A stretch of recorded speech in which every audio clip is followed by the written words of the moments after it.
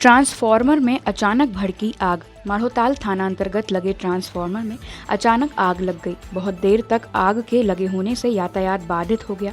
Police व्यवस्था बनाती हुई नजर आई। बड़ी देर बाद बड़ी मशक्कत से फायर ब्रिगेड की मदद से आग पर काबू पाया गया।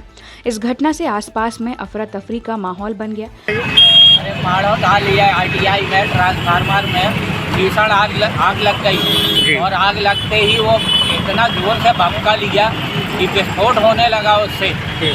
कुछ पुलिस वाले यहाँ थे, उन्होंने स्टापर लगा दिया ताकि यातायात व्यवस्था बनी रहे और स्टापर लगाने के बाद वो काफ़ी ज़ोर से विस्फोट हो रहा था और कुछ जगह की लाइट चली गई और फ़ोन करने पर फायर ब्रिगेड यहाँ पहुँचा है और उसने यहाँ लाइट को पूरी बंद करके और पानी डाल रहे। लोकसभा चुनाव का नामांकन भरने चिल्लर लेकर निर्वाचन कार्यालय पहुंचा प्रत्याशी। विनय चक्रवर्ती ने लोकसभा चुनाव के लिए निर्दलीय फॉर्म भरा, जिसकी 25,000 जमानत राशि के लिए वह चिल्लर लेकर निर्वाचन कार्यालय पहुंचा। नामांकन के साथ जमानत राशि सिक्कों के रूप में उसने जमा की। 2, 5 और 10 रुपए के सिक्के लेकर निर्वाचन कार्यालय पहुंचे। विनय चक्रवर्ती जी यहाँ आए थे, उन्होंने पैसे जमा कराए हैं। 25,000 रुपये जमा करा के उन्होंने रसीद कटाई है और 25,000 रुपये की जो राशि है उन्होंने 5 रुपये, 2 रुपये, 10 रुपये के सिक्के के रूप में जमा कराई है। ये ठीक है, खैर मुद्रा भारतीय मुद्रा है, उसको लेने में कोई दिक्कत नहीं है, पर कोई मुझे ऐसा लगता है कि लोग जानबूझ के परेशान करने की नीयत से और केवल एक फुटेज लेने के लिए मीडिया का उसके लिए आते हैं। ऐसे लोगों को सोचना चाहिए कि हमारे अधिकारी कर्मचारी लगातार काम कर रहे हैं, चुनाव जैसे संवेदनशील उसमें काम कर रहे हैं, तो उनको सहयोग करना चाहिए। पर फिर भी यदि इस तरह के लोग आते हैं तो हमारी तो कानूनी बाध्यता है कि हम उसको लें, उसके करते हुए उनको फीस भी उनकी जमा कराएगी और रसीद भी उनको दे दी गई। पैसे देने की बात को लेकर वाद विवाद करते हुए की मारपीट। गोहलपुर थाना अंतर्गत हुई मारपीट। घायल ऑटो चालक के भाई के अनुसार ऑटो में सवार एक व्यक्ति द्वारा किराया देने की बात पर विवाद करते हुए 4-5 लोगों को बुलवाकर ऑटो चालक के साथ मारपीट कर उसे गंभीर रूप से घायल कर अधमरा कर दिया गया। मेरा छोटा भाई है सागर चौधरी, ऑटो चालक था, तो गोहलपुर से वो रद्दी चौकी रोड में आ रहा था, तो एक सज्जन मिले चच्चा करके, वो ज़बरदस्ती ऑटो में 20 रुपये की सवारी की जगह 10 रुपये दे रहे थे, तो वो मना कर दिया। इसके कारण वो चच्चा उनको उल्टी सीधी गाली बकने लगे। अब वो गाली बकने लगे तो बच्चे डर गए, वो छोटा लड़का रहा उसके साथ, तो वो ऑटो थोड़ी तेज़ चलाया, तो उसके कारण उनको थोड़ा धक्का लगा होगा, जिसके कारण वो मोहल्ला के जो है उनके बस्ती के भाईजान लोग उनको आवाज़ लगा के वो उनको कम से कम 20 से 25 लोग ने इस कदर मारा, 4 से 5 जगह की हड्डी तोड़ी गई, सर में कम से कम 4-5 जगह चोट लगी। मारे तो वो अद्धा पटके, किसी ने लट्ठे से मारा, किसी ने उठा के उसको पटका। इतना सीरियस था कि वहाँ तो लोग बोल रहे थे कि ख़त्म हो गया। मुख्यमंत्री मोहन यादव का हुआ नगर आगमन। मुख्यमंत्री मोहन यादव, मंत्री राकेश सिंह, नगर अध्यक्ष प्रभात साहू सहित भारतीय जनता पार्टी की महिला मोर्चा अध्यक्ष रूपा राव के पति के निधन हो जाने पर उनके निवास स्थल पहुंचे। मुख्यमंत्री मोहन यादव ने पत्रकारों से चर्चा करते हुए कहा कि जबलपुर से मेरा अलग ही लगाव है, इसलिए पहली कैबिनेट मीटिंग जबलपुर में आयोजित की गई थी। वहीं कांग्रेस पर निशाना साधते हुए बोले कि कांग्रेस को कोई प्रत्याशी नहीं मिल रहा है, जनता भाजपा के साथ है। और वहीं मुख्यमंत्री ने अशोक रोहाणी के घर के मांगलिक कार्यक्रम में शामिल होकर परिवारजनों से भी मुलाकात की।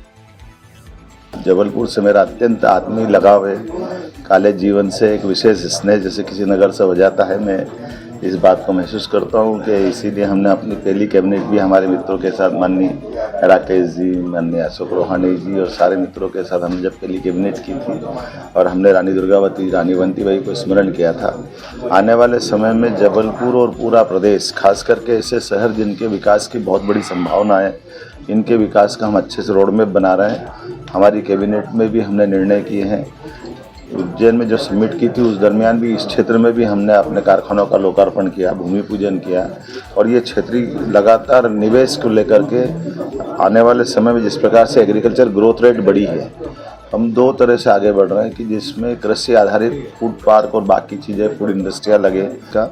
ऐसे में सरकार का गठन, मंत्रिमंडल का गठन, तमाम प्रकार की बदलाव के बावजूद भी हमें संतोष है। यशस्वी प्रधानमंत्री ने जो हम सबको मार्गदर्शन दिया, हम उनके नेतृत्व में इस चुनाव की तरफ बढ़ गए हैं और जिस प्रकार से जनता का रिस्पांस मिल रहा है वो काबिल तारीफ है। निश्चित रूप से हमारे इस माननीय मोदी जी का जो लहर चल रही है, ये हालत है कि कांग्रेस को प्रत्याशी भी नहीं मिल पा रहे हैं। आज की स्थिति में जब हमने सारे प्रत्याशी लगभग 10 दिन पहले डिक्लेयर कर चुके कांग्रेस को, आज सारे बड़े बड़े महानगर से उनकी सीटों पे कोई प्रत्याशी नहीं मिल रहे हैं। जनता का रिस्पांस भाजपा के साथ है, माननीय मोदी जी के साथ है और मोदी जी के नेतृत्व में भाजपा फिर एक प्रचंड बहुमत की जीत की तरफ बढ़ रही है।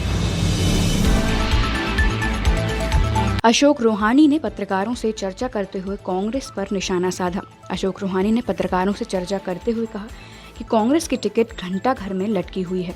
कांग्रेस पार्टी पूरे देश में नेतृत्व विहीन है। इस समय सबसे बदतर स्थिति में कांग्रेस पार्टी ही है। नेतृत्व भी नहीं है।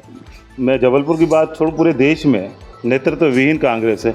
इतनी खराब और इतनी बदतर स्थिति किसी दल की अगर हुई है तो वो इस समय कांग्रेस की है कि उनकी टिकट पकड़ के देने की बात करें, लोग भाग रहे हैं और कार्यालय से निकलना लोगों ने कांग्रेस के बंद कर दिया कि कहीं पकड़ के हमको टिकट ना दे दें। तो ये स्थितियाँ इस समय कांग्रेस की है और इससे ख़राब स्थिति मैंने कभी कांग्रेस की नहीं देखी है कि कार्यकर्ता भी शांत है और इधर हमारी नामांकन प्रक्रिया प्रारंभ हो गई, हमारे पूरे 29 प्रत्याशी घोषित हो गए।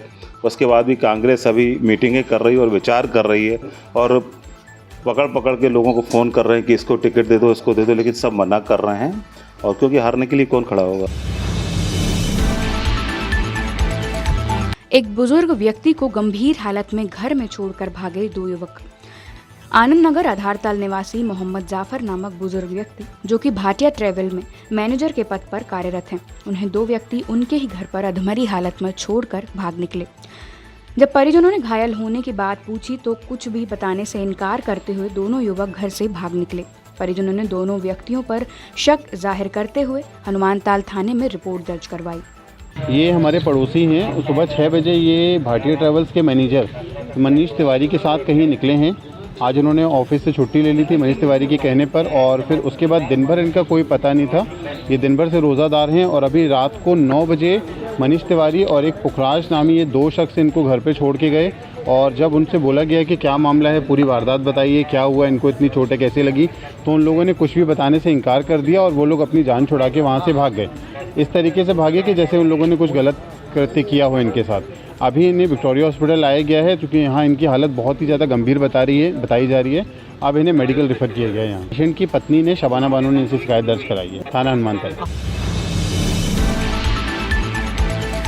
विवेक तनखा ने मानहानि की दायर की थी याचिका। मानहानि के केस में पूर्व मुख्यमंत्री शिवराज सिंह चौहान, वीडी शर्मा और भूपेंद्र सिंह को कल अदालत में पेश होना था। कांग्रेस के राज्यसभा सांसद विवेक तनखा ने मानहानि की याचिका दायर करवाई थी। प्रतिवादी पक्ष को याचिका के दस्तावेज न मिलने के कारण उन्होंने अंतरिम आपत्ति पेश की। जनवरी के माह में special court MP MLA court जो जबलपुर है, उन्होंने तीनों अभियुक्तों को, उस समय अभियुक्त की श्रेणी में थे, उन लोगों के खिलाफ कोर्ट में केस रजिस्टर किया था। जो तनखा साहब द्वारा वो केस फाइल किया गया था, मानहानि का केस था। उसका बैकड्रॉप ये था कि सुप्रीम कोर्ट में OBC reservation local body elections की एक प्रकरण चल रहा था, जिस पे कुछ ऐसी टिप्पणियां की गई थी शिवराज सिंह चौहान जी द्वारा, जिससे आहत होकर तनखा साहब ने ये डिफेमेशन का केस फाइल किया था। इसमें तथ्य पाते हुए स्पेशल कोर्ट MP MLA ने कोर्ट केस को रजिस्टर किया था और उसके समन्स इनको इशू किए गए थे। समन्स इशू हो गए थे जनवरी 2024 के महीने में। कल इस केस की पेशी लगी है जिसमें तीनों अभियुक्तों को, शिवराज सिंह चौहान जी को, VD शर्मा साहब को और भूपेंद्र सिंह जी को अपीयर होना है। उन अपीयरेंस पर रोक लगाने के लिए एक 482 की याचिका माननीय उच्च न्यायालय में प्रस्तुत की गई है, जिसमें इनकी ये मांग है कि ये जो प्रकरण है डिफेमेशन का, धारा 200 की जो कंप्लेंट है वो बनती नहीं है और उसे खारिज किया जाना चाहिए। क्योंकि ये प्रकरण कल ही प्रस्तुत हुआ था और आज न्यायालय के सामने लग गया। प्रकरण की मूल कॉपी ना तनखा साहब को सप्लाई की गई, ना हम लोगों को सप्लाई की गई जो उनके ऑफिस में है। इसलिए आज जब प्रकरण कोर्ट में लगा तो हमने कोर्ट को इस चीज़ की सूचना दी कि साहब इसकी कॉपी हमें प्राप्त नहीं हुई है, कॉपी प्राप्त हो जाए, हम एक बार तथ्य देख लें जो इन्होंने लिखे हैं, उसके बाद हम कोर्ट में एड्रेस कर पाएंगे कि इसमें क्या आदेश हो सकता है, क्या आदेश नहीं हो सकता है। माननीय न्यायालय इस मत का था क्योंकि प्रकरण कल लगा हुआ है तो आज हमें कोई आदेश पारित करना पड़ेगा, जिसमें हमने अपना जो प्रिलिमिनरी ऑब्जेक्शन रहता है, प्रारंभिक आपत्ति रहती है, वो दर्ज करवा दी है और माननीय न्यायालय ने अपना आदेश सुरक्षित कर लिया है। जबलपुर के जिला कलेक्टर कार्यालय से निकले मतदान प्रचार रथ। मतदाताओं को मतदान के लिए जागरूक करने के लिए 4 प्रचार रथों को आज जबलपुर कलेक्टर एवं पुलिस अधीक्षक के द्वारा हरी झंडी दिखाकर रवाना किया गया। LED स्क्रीन से युक्त इन प्रचार रथों के द्वारा मतदाताओं को मतदान के लिए जागरूक किया जाएगा।